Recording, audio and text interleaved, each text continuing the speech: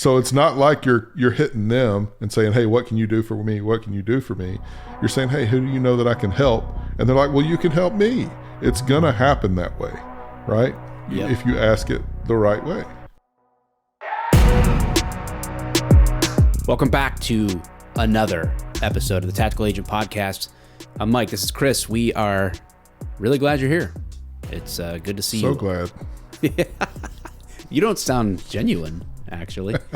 And we are glad you're here. There's been a lot of things happening, guys. Like, we've been having some meetings with some folks who we would have never guessed that they listened to our podcast, but they're like, "Oh yeah, I heard that on the episode of the podcast." We're like, "Oh, cool. So people do listen to this thing. That's cool." We're not just talking to ourselves. Yeah, it feels that way sometimes, but some more requests just this morning for the Tactical Agents group. So if you go to tacticalagents.com, you can get registered there and get access to the free Facebook group that we have, where we sell you nothing and just offer value. You can get our book for free. You can get our training for free. You can get any value that we can add to your business. No expectation of anything coming back in return. If you appreciate it, you want to say thank you to us for what we're doing, great. Subscribe to the podcast, hit follow, leave a rating, leave a review, have us, join our real estate group, send us mortgages, whatever. Buy us a beer if you see us. Yeah,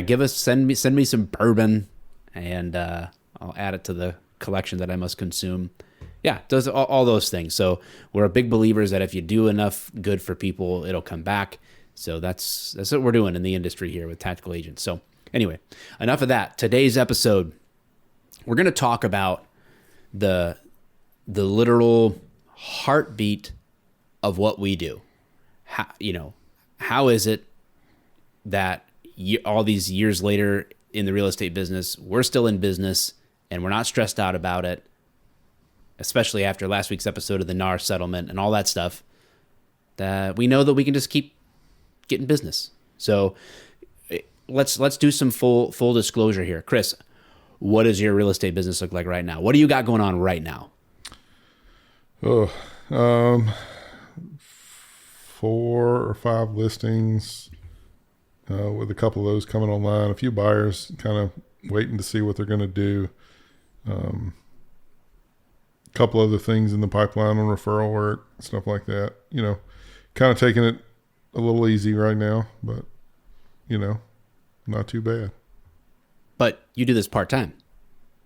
Yeah. I do now. Yeah, right. Yeah.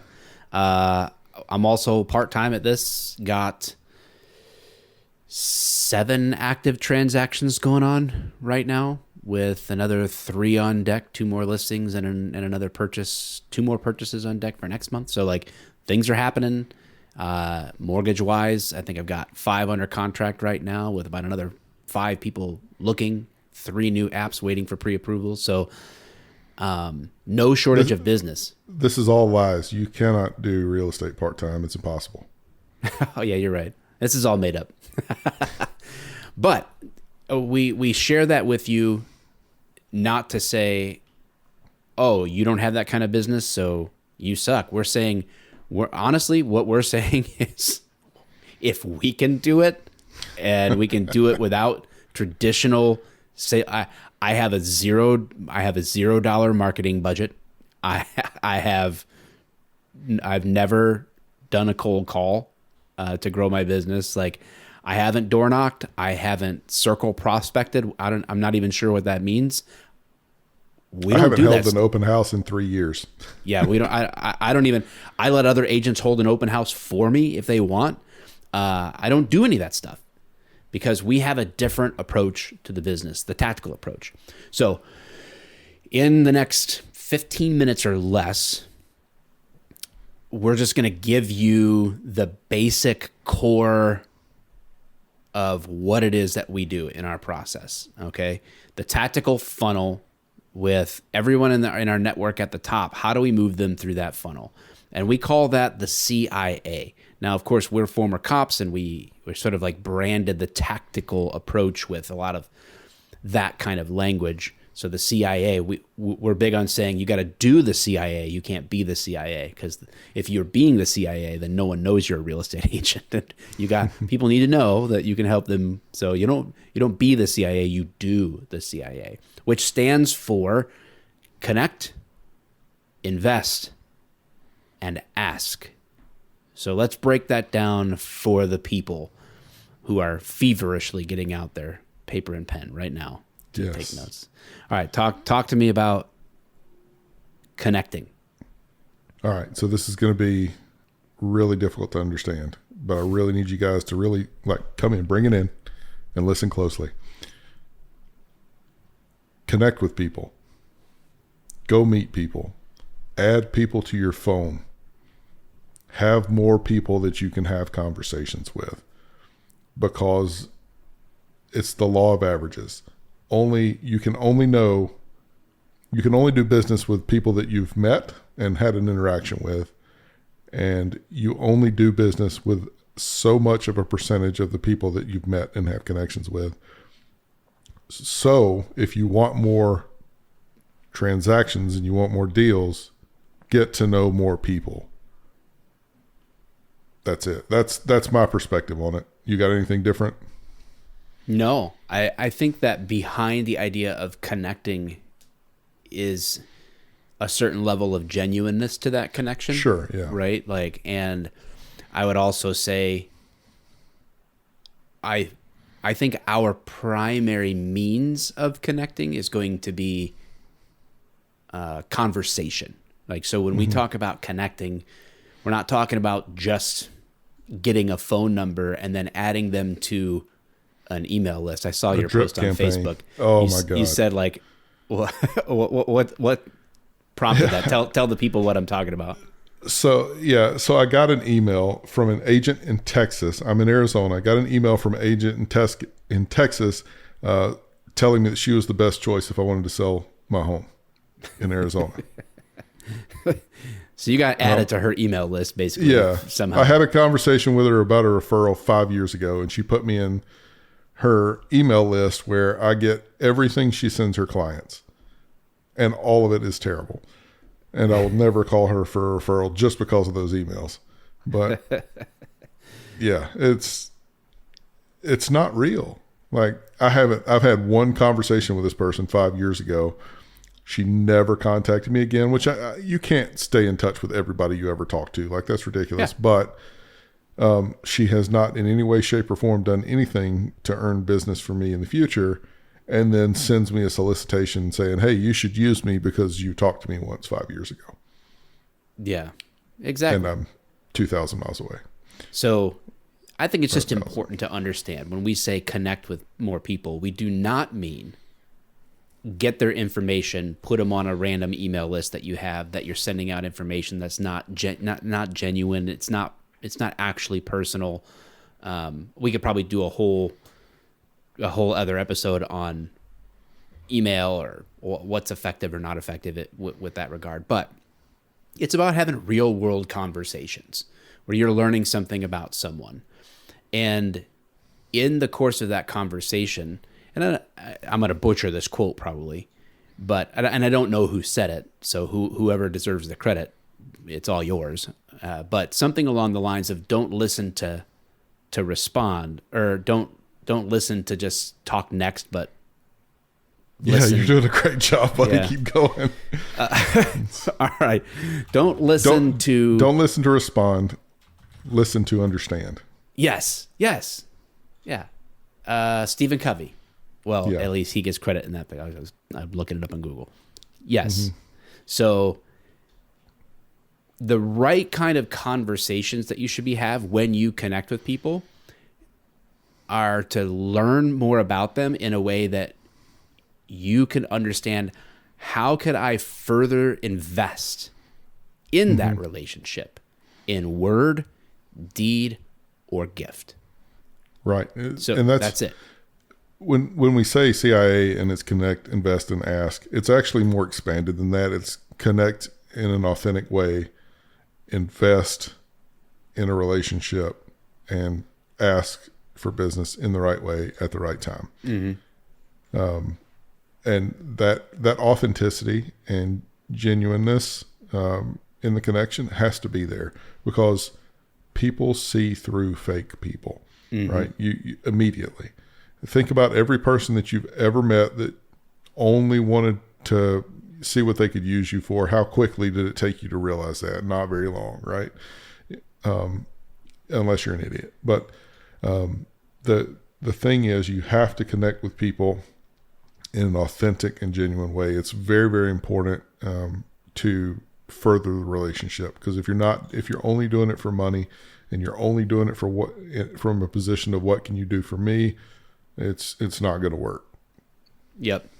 And one more word on connection before we leave that one is you can actually enjoy the connection process if you connect to people over things and through things that you already enjoy. Like, you can just be a normal person. So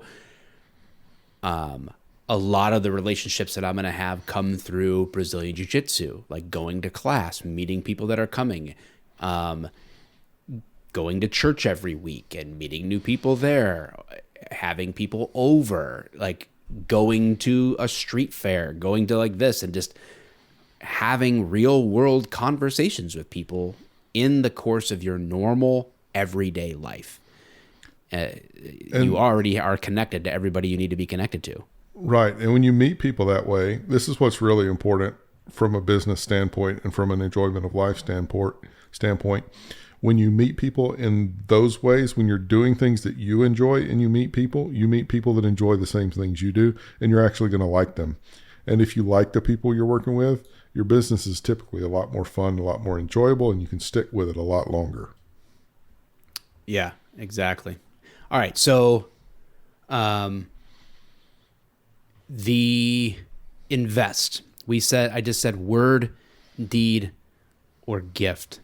So word is being able to express gratitude for the relationship or the connection or the conversation that you just had.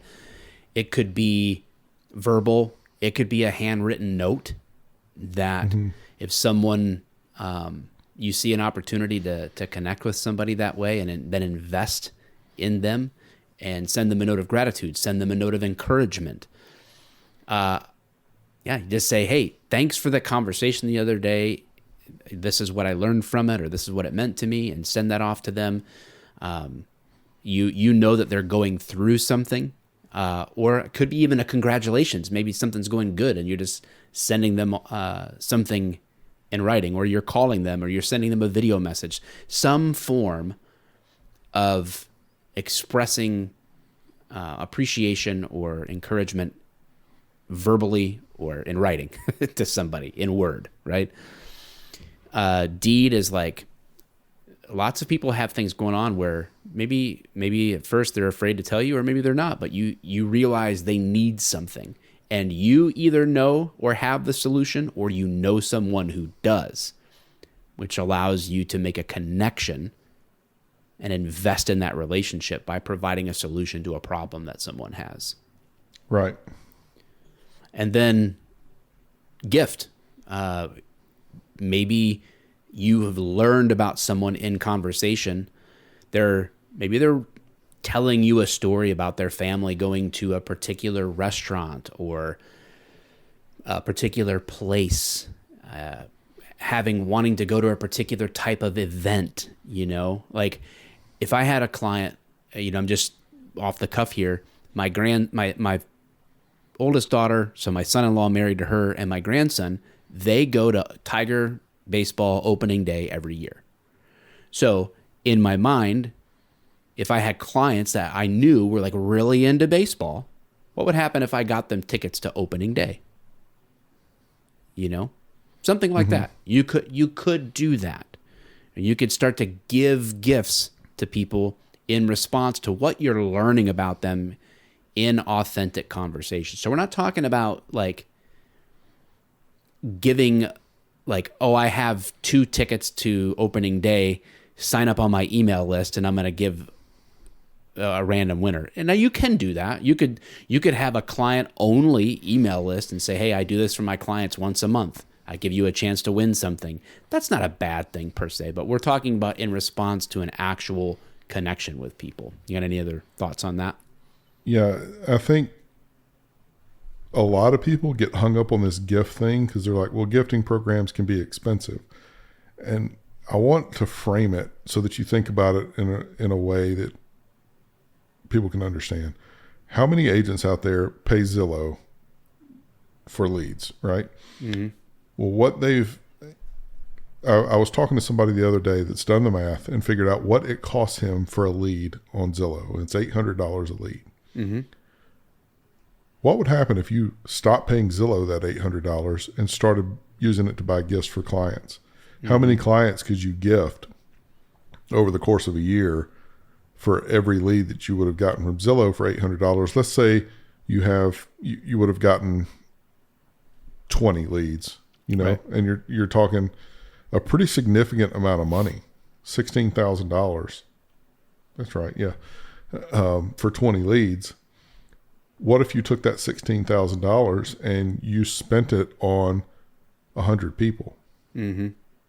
And it's $160 a person that you spent throughout the year, getting them a birthday gift, sending them some brownies, buying them some Tiger tickets, whatever, because you're not just affecting those people become your biggest fans. When you buy a lead from Zillow, you're just the agent that showed up.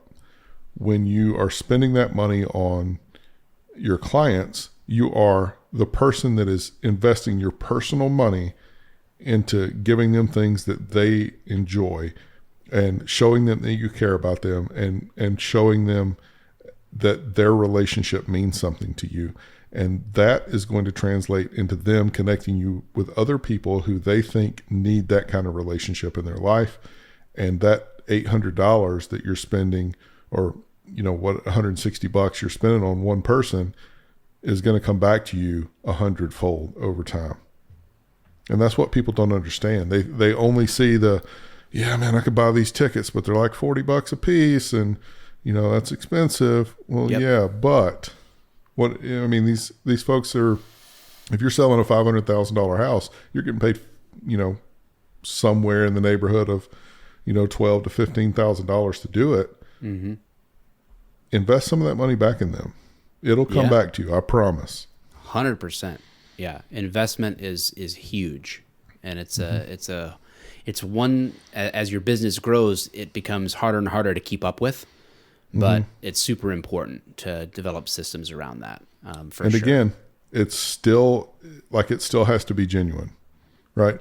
The worst thing I ever did, I bought a service that would automatically send gifts to clients. And the first one I sent out, everybody loved. It was a, speaking of Covey, I think Covey wrote 7 Habits, didn't he? Mm-hmm. So speaking of Covey, it was a flashcard set of the 7 habits of highly effective people. And I got so many people that called and were like, man, this was really awesome. I really needed this at this time. It was great. And I was feeling really good about what I'd done about this gifting program. Mm-hmm. And then the next thing was pumpkin spice latte spray that showed up in their mailbox. And half of the people, it spilled on their mail and made their mail smell like pumpkin spice. And the other half were like, Chris, you're a 6'5" former SWAT cop. Why are you sending me pumpkin spice spray? Does my house stink?